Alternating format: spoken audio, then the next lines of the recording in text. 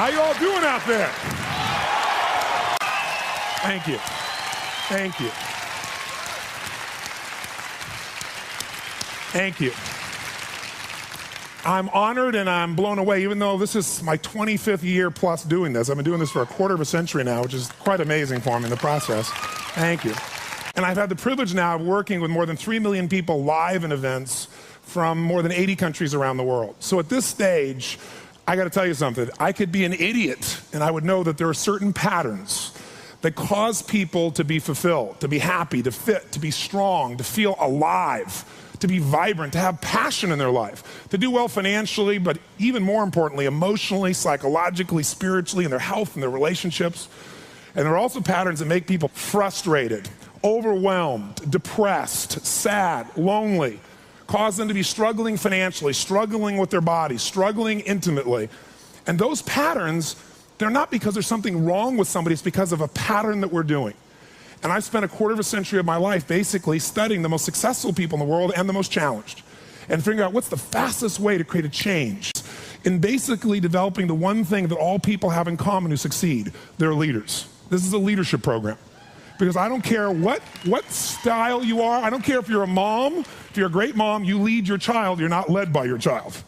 Or a great dad. If you're a great business person, you're a great salesperson, you're a great negotiator, you're a great anything. You're a great human being. This has been my entire life's obsession. What makes the difference in people's lives? And that leadership component, as I say, doesn't always mean somebody follows you. A leader is somebody who lives life on their terms. That you will never settle for less than you can be or share or give or create. It's not what we get that makes us happy, it's who we become. How we live our life, who we are as a person. People can take away all the things, but who you become, no one can take away. And the problem is most of us are trying to be something we're not. And it isn't so much about change, about changing yourself. The change happens when you be yourself. Know thyself, that's the hard part for most people, and then be thyself. Because most of us in our lives, out of our desire for respect or achievement or love or connection or something, we've been trying to be the way we think we'd have to be in order to get that love, respect, appreciation, whatever it is we've been after at some unconscious level. And we've been doing it so long that we think that this is who we are. Because success without fulfillment is failure. And I can't tell you how many people I work with who are supposedly the best in the world at what they do, and they have more money than they can spend, and they have all these people that love and respect them, and yet they're unhappy inside. Because if you want to know what's really you, where you're going to be alive is when it's really you. And you may even think you know who you are because you've been living a certain way, but I'll tell you how you'll know. You'll feel limited. You'll feel free. I have seen, out of 3 million people around this earth in 80 countries, I've seen just about anything you can see, and there are only so many patterns. And what you're going to find underneath all of this behavior is we have the same needs. There are 6 human needs we're going to review tonight. When you understand what those needs are and which ones you're focusing on, you start to understand why people do the crazy things they do, including you and I. And you begin to understand, hey, there might be a better way to meet my needs, and I don't have to get caught up in this game of stress and frustration and upset, or I could really help this person I care about, because I could see what's really going on. Part of what we want to accomplish here as leaders is we want to become practical psychologists. We want to understand what's really going on so we can help, so we can make a difference, so we can transform. So yes, of course you can do better in your business, because the more you understand about what people need and want, the greater you're going to be. The better manager, better leader, the better mom or dad, the better friend. And there's a better you that's available when you understand what's driving you. But most of us are running patterns over and over again. And we want to free that up. To free it up, we got to break the pattern. We got to do things that are different. So we're going to do something different. I'm not here because I believe in positive thinking. If you think that's what I believe, you don't know much about me. I'm not one of those people that believes you're supposed to go to your garden and chant, there's no weeds, there's no weeds, there's no weeds, there's no weeds. There's weeds right there. All right, that's what I believe. Here's what I believe. I believe that if you really want to be effective, you got to tell the truth.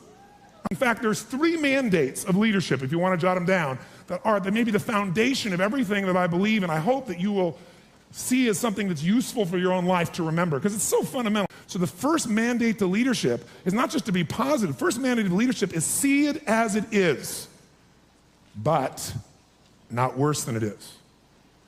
The first secret to be an effective leader in your life, whether it's you want to lead your body from the location it is right now you're unhappy about, you don't have the energy you want, your body's not where it wants, to where you want to be, that's leadership. You want to transform your business, that's leadership. Your income, that's leadership. You want to help your children, that's leadership. You're going to be a leader, step number one, tell the truth. See as it really is, but don't make it worse than it is so you have an excuse not to try.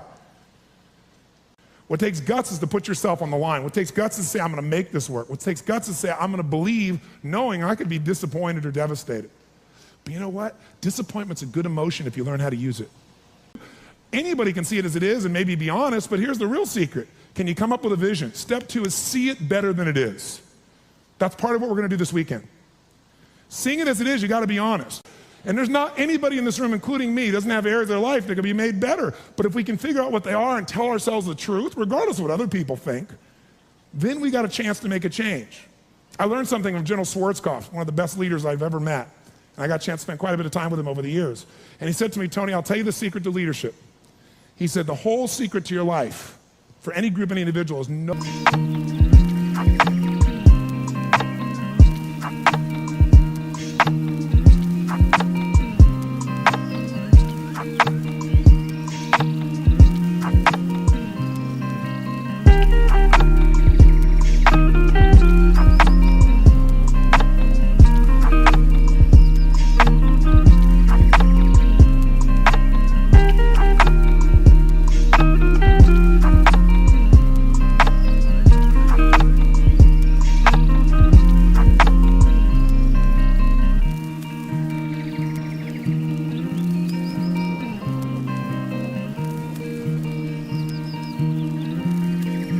No individual, no organization can get better till they can admit something's wrong. And so you know what the problem is? No one wants things to be wrong, so we compare ourselves to others who are doing better than so we can feel really good. See, he raised the standard. He went to step two. Step two is you got to see it better than it is and set that as your standard. A standard is something you don't go for. It's not a goal. It's something you live, breathe, and find a way to get to no matter what. If there isn't a way, a leader makes the way. Is there a difference between should and must for you, yes or no? You better believe there is. So when that standard is a must for you, you're going to find the way. Finally, the third key here is once you see it better than it is, make it that way. You got to take massive action. You got to be resourceful. You got to find the way to make it you want it. So this weekend, first thing we're going to do after a while is you're going to get real clear about how is it really? How is your relationship really? How is your body really? How is your career really? How are your finances really? All of us in this room, as different as we are, and you can look around, you see every gender, race, probably religion, belief structure in this room. The one thing I bet we have in common is we won't settle. How many came because you want more? How many came because you want more? Say I. Oh, say I. So whatever that more is that you came for, more energy, more focus, more determination, more confidence, more certainty, more love, more success, more playfulness, more of your body being where it is, more of your spirit alive, whatever it is, I can tell you this, whatever you think you came for, that's not why you came. Because I've done this for 25 years. I'm not saying you won't get that too. But what brought you here and what you're going to leave with is going to be more than what you thought. I can promise you. You want to know what makes us happy? Progress.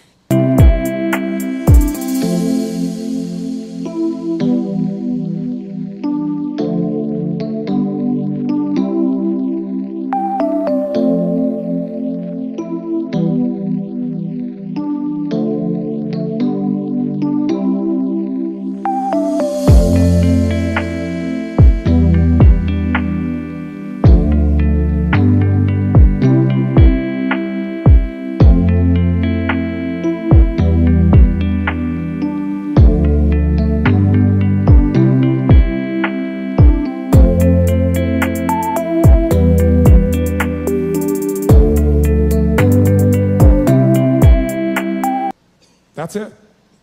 I don't care what you've achieved. If you don't feel like you're still growing, if you don't feel like you're still contributing, if you don't feel like there's some progress in your body or your mind or your relationship or your business, if you don't feel like there's progress, you're going to be unhappy. I don't care how big your life is compared to other people. Progress is the game, my friends. It's being alive. And if we're going to be alive, absolutely.